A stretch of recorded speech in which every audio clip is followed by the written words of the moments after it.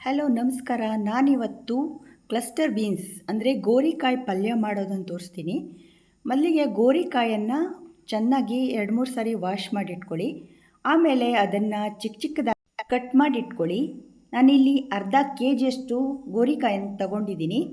ಆಮೇಲೆ ಬಾಣಲಿಯಲ್ಲಿ ಎಣ್ಣೆನ ಬಿಸಿ ಮಾಡಿಬಿಟ್ಟು ತೆಂಗಿನೆಣ್ಣೆ ಯೂಸ್ ಮಾಡಿದ್ದೀನಿ. 2 ಸ್ಪೂನ್ ಉದ್ದಿನಬೇಳೆ, 1/4 ಟೀ ಸ್ಪೂನಷ್ಟು ಮೆಂತೆ, 5-6 ಅಥವಾ 7-8 ಮೆಣಸಿನಕಾಯಿ, ಇಂಗು ಇವಿಷ್ಟನ್ನು ಹಾಕಿ ಚೆನ್ನಾಗಿ ಗೋಲ್ಡನ್ ಬ್ರೌನ್ ಆಗೋ ಥರ ಹುರ್ಕೊಂಡು 1 ಕಪ್ ಕಾಯಿ ತುರಿಗೆ ಹುರ್ಕೊಂಡಿರುವಂತಹ ಮಸಾಲೆ ಪದಾರ್ಥಗಳನ್ನು ಹಾಕಿಬಿಟ್ಟು ಒಂದು ನಿಂಬೆಹಣ್ಣು ಗಾತ್ರದಷ್ಟು ಹುಣಸೆ ಹಣ್ಣನ್ನು ಹಾಕಿಬಿಟ್ಟು ಎಷ್ಟು ಬೇಕೋ ಅಷ್ಟು ನೀರನ್ನು ಹಾಕಿ ತರಿಯಾಗಿ ರುಬ್ಕೊಳ್ಳಿ. ತುಂಬ ನೀರು ಹಾಕೋಕ್ಕೆ ಹೋಗಬೇಡಿ, ಯಾಕೆಂದರೆ ಇದು ಹುಡಿ ಪಲ್ಯ. ಆಮೇಲೆ ಒಂದು ಬಾಣಲೆಯಲ್ಲಿ 4 ಸ್ಪೂನಷ್ಟು ತೆಂಗಿನೆಣ್ಣೆ ಹಾಕಿಬಿಟ್ಟು, ಇದಕ್ಕೆ ಎಣ್ಣೆ ಜಾಸ್ತಿ ಹಿಡಿಸುತ್ತೆ.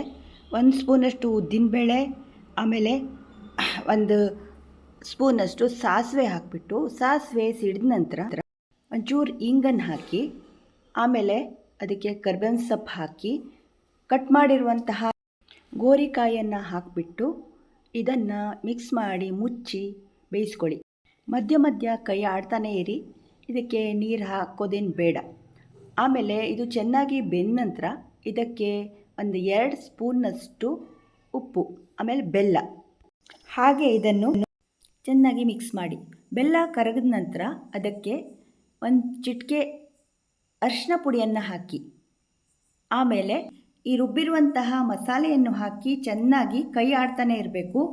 ಎಲ್ಲವನ್ನು ಚೆನ್ನಾಗಿ ಈ ಥರ ಮಿಕ್ಸ್ ಮಾಡಿ, ಈ ಥರ ಕೈ ಆಡ್ತಾನೆ ಇದ್ದಾಗ ಅದೆಲ್ಲ ಚೆನ್ನಾಗಿ ಬೆಂದು ಎಣ್ಣೆ ಮೇಲೆ ಬರುತ್ತೆ, ಬದಿಗೆಲ್ಲ ಎಣ್ಣೆ ಬಿಟ್ಕೊಬರುತ್ತೆ. ಆಗ ಅದು ಆಗಿದೆ ಅಂತ ಅರ್ಥ. ಸ್ಟವ್ ಆಫ್ ಮಾಡ್ಕೊಂಬಿಡಿ. ಬಿಸಿ ಬಿಸಿ ಅನ್ನ ಚೆನ್ನಾಗಿರುತ್ತೆ. ಚಪಾತಿ ಹಾಗೂ ಜೋಳದ ರೊಟ್ಟಿ ಸಹ ತುಂಬ ಚೆನ್ನಾಗಿರುತ್ತೆ.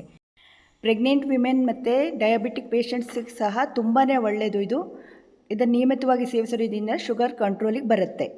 ನನ್ನ ಚಾನಲನ್ನು ಸಬ್ಸ್ಕ್ರೈಬ್ ಮಾಡ್ಕೊಂಡಿಲ್ಲ ಅಂದರೆ ಸಬ್ಸ್ಕ್ರೈಬ್ ಮಾಡ್ಕೊಳ್ಳಿ. Thank you.